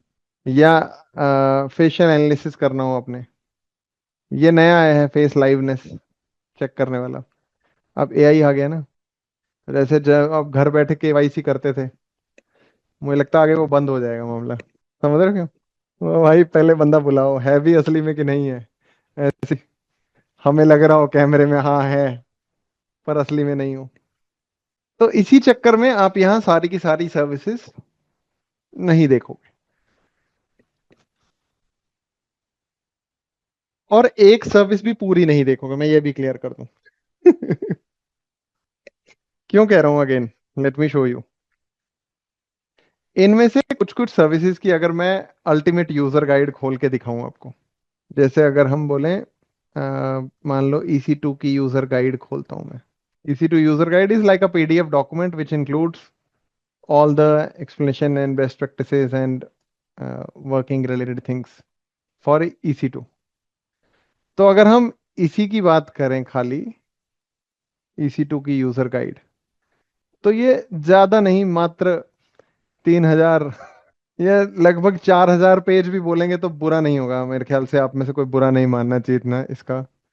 जब तक हम शायद कोर्स एंड करें 4,000 ही हो जाए। तो will I make you an EC2 specialist? No. हम एक हद तक चीजें देखेंगे, उसके बियॉन्ड आप एक्सप्लोर करने लायक जरूर हो गए होंगे। ठीक है, बीच बीच में मैं आपको किसी डॉक्यूमेंटेशन को यहाँ खोल के दिखाऊंगा, और बाकी आपके लिए रीडिंग के लिए छोड़ दूंगा कुछ कुछ पोर्शन।